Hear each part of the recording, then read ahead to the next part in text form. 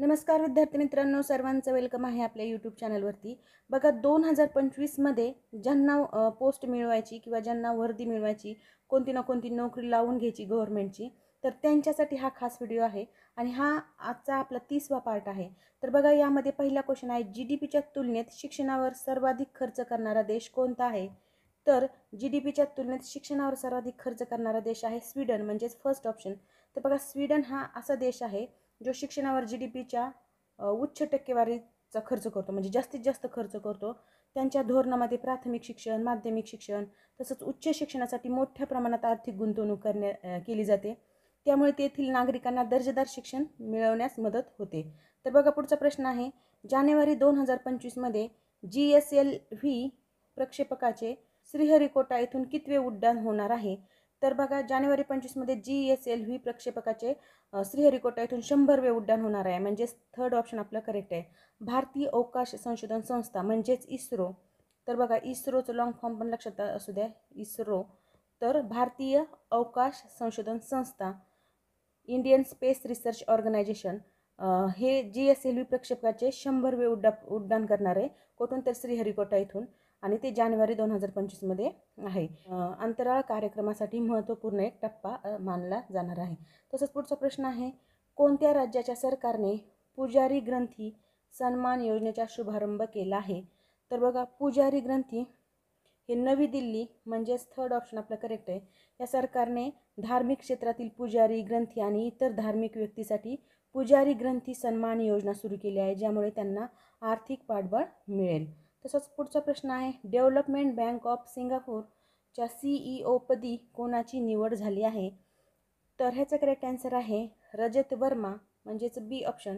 तर बघा रजत वर्मा यांची डेव्हलपमेंट बँक ऑफ सिंगापूरच्या CEO पदी निवड झाली आणि ते बँकिंग क्षेत्रातील अनुभव आणि नेतृत्व कौशल्यामुळे या पदावर पोहोचलेले आहेत। तसंच पुढचा प्रश्न आहे, देशातील पहिल्या ग्लास ब्रिजचे उद्घाटन कोणत्या राज्यात करण्यात आले आहे? तर ह्याचं करेक्ट आन्सर आहे तमिळनाडू, म्हणजेच डी ऑप्शन। तर बघा भारतातील पहिला ग्लास ब्रिज तमिळनाडू राज्यात उभारण्यात आला आहे आणि हा ब्रिज पर्यटकांसाठी एक आकर्षण केंद्र असून तो आधुनिक स्थापत्यशास्त्राचा एक नमुना मानला गेला आहे। तसंच पुढचा प्रश्न आहे, कोणत्या भारतीय क्रिकेटपटूला ICC player of the year 2024साठी नामांकित करण्यात आलेला आहे? तर ह्याचं करेक्ट आन्सर आहे सी ऑप्शन, जसप्रीत बुमराह। जसप्रीत बुमराह यांनी त्यांच्या उत्कृष्ट कामगिरीने 2024मध्ये अनेक सामने जिंकून दिलेले आहेत। तसंच यासाठी त्यांना ICC player of the year पुरस्कारासाठी नामांकन मिळालेलं आहे। पुढचा प्रश्न पाहूया, महाराष्ट्राची किनारपट्टी डॅश डॅश म्हणून ओळखली जाते? तर महाराष्ट्राच्या किनारपट्टीला काय म्हणून ओळखलं जातं? तर कोकण किनारा, म्हणजेच थर्ड ऑप्शन आपलं करेक्ट आहे। तर बघा महाराष्ट्राची 720 किलोमीटर लांब ही किनारपट्टी आहे। किती? 720 किलोमीटर लांबीची ही किनारा आहे, जो कोकण किनारा म्हणून ओळखला जातो। ही किनारपट्टी अतिशय सुंदर, तसंच समुद्रकिनारे तिथले मच्छीमारांसाठी उपयुक्त आहेत। तसंच हिरव्यागार परिसर देखील आहे। तसंच आपला हा समुद्रकिनारा दंतूर प्रकारचा समुद्रकिनारा आहे, म्हणजेच झिगझॅग पद्धतीचा समुद्रकिनारा आहे। तसंच पुढचा प्रश्न पाहूया, तोरणमाळ हे थंड हवेचे ठिकाण खालीलपैकी कोणत्या जिल्ह्यात आहे? तर ह्याचं करेक्ट आन्सर आहे नंदुरबार, म्हणजेच थर्ड ऑप्शन। तर तोरणमाळ हे थंड हवेचे ठिकाण नंदुरबार येथे आहे। नंदुरबार या जिल्ह्यात बसलेलं आहे। इथे नैसर्गिक सौंदर्याने तसंच डोंगर रांगा आणि शांत वातावरण आहे, ज्यामुळे हे पर्यटनासाठी खूप प्रसिद्ध आहे। पुढचा प्रश्न पाहूया, महाराष्ट्रातील खालीलपैकी कोणत्या जिल्ह्यात सर्वात कमी तालुके आहेत? तर सर्वात कमी तालुके धुळे जिल्ह्यात आहे, म्हणजेच 3 नंबरचा पर्याय आपला करेक्ट आहे। तर महाराष्ट्रातील धुळे जिल्ह्यात सर्वात कमी तालुके म्हणजे किती तालुके आहेत एकूण? तर 4 तालुके आहेत, धुळे, शिरपूर, साक्री आणि शिंदखेडा। तसंच पुढचा प्रश्न पाहूया, अहेरी, कोरची, मुलचेरा व डॅश डॅश हे गडचिरोली जिल्ह्यातील तालुके आहेत। तर ह्याचं करेक्ट आन्सर आहे धानोरा, म्हणजेच फर्स्ट ऑप्शन इथे करेक्ट आहे। गडचिरोली जिल्ह्यातील अहेरी, कोरची, मुलचेरा आणि धानोरा ही तालुके आहेत। हा जिल्हा महाराष्ट्रातील वनक्षेत्राने समृद्ध आहे। तसंच गडचिरोली जिल्हा टेररिस्टसाठी देखील फेमस आहे। तसंच पुढचा प्रश्न पाहूया, लावाच्या उद्रेकाच्या वेळी जे वायू बाहेर पडतात त्या ठिकाणी पोकळ्या निर्माण होतात, अशा पोकळ्यांनी युक्त खडकास काय म्हणतात? कोणता खडक म्हणतात? तर ह्याचं करेक्ट आन्सर आहे कुहरी, म्हणजेच 3 नंबरचा पर्याय कुहरी खडक। लावाच्या उद्रेकाच्या वेळी निर्माण झालेल्या वायूमुळे या खडकामध्ये पोकळ्या तयार होतात आणि अशा खडकांना कुहरी असं म्हणतात। पुढचा प्रश्न पाहूया, महाराष्ट्रातील खालील सागरी किल्ले दक्षिणेकडून उत्तरेकडे क्रमाने लावा। तर बघा जो महाराष्ट्र आहे आपला, तर या महाराष्ट्रामध्ये दक्षिणेकडून आपल्याला उत्तरेकडे जायचं आहे क्रम लावत महाराष्ट्राच्या सागरी किल्ल्यांचा. तर ह्याचं करेक्ट आन्सर आहे सिंधुदुर्ग. अगदी दक्षिणेकडे सिंधुदुर्ग आहे, नंतर विजयदुर्ग आहे आणि नंतर जंजिरा आहे. मग सिंधुदुर्ग, विजयदुर्ग आणि जंजिरा असणारा पर्याय आहे 3 नंबरचा, म्हणजेच आपला 3 नंबरचा पर्याय करेक्ट आहे. पुढचा प्रश्न आहे महाराष्ट्राच्या पूर्वेस तेलंगणा राज्याबरोबर खालीलपैकी कोणत्या एका जिल्ह्याची सरहद्द लागत नाही?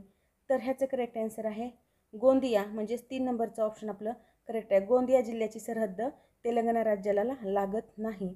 तर चंद्रपूर, यवतमाळ, नांदेड या जिल्ह्यांची सरहद्द तेलंगणाच्या बॉर्डरवर आहे. तसंच पुढचा प्रश्न आहे दिनकरराव जवळकरांनी विजयी मराठा या वृत्तपत्रात कोणत्या टोपण नावाने लिखाण केलेलं आहे? तर ह्याचं करेक्ट आन्सर आहे भवानी तलवारे, म्हणजेच 2 नंबरचा पर्याय आपला करेक्ट आहे. दिनकरराव जवळकर यांनी विजयी मराठा या वृत्तपत्रात भवानी तलवारे या टोपण नावाने लिखाण केलेलं आहे. पुढचा प्रश्न आहे 1931 पासून अकोल्यातून मातृभूमी हे वृत्तपत्र निघून लागले, तर त्याचे संपादक कोण होते?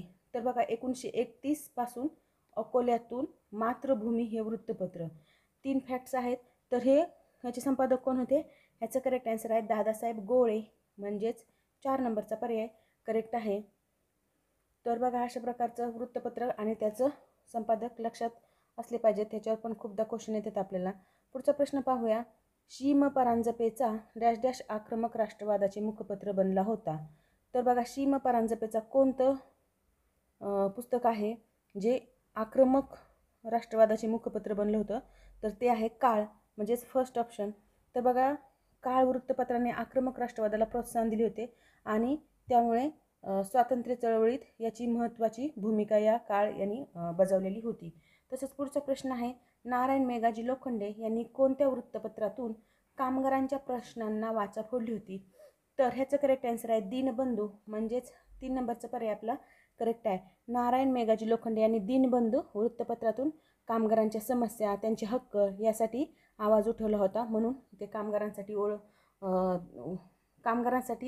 असलेलं वृत्तपत्र म्हणून ओळख आहे त्याची.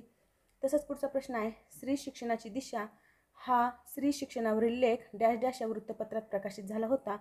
तर ह्याचं करेक्ट आन्सर आहे केसरी, म्हणजेच फर्स्ट ऑप्शन. तर बघा स्त्री शिक्षणाच्या महत्त्वावर भाष्य करणारा स्त्री शिक्षणाची दिशा हा लेख केसरी या वृत्तपत्रात प्रकाशित झाला होता.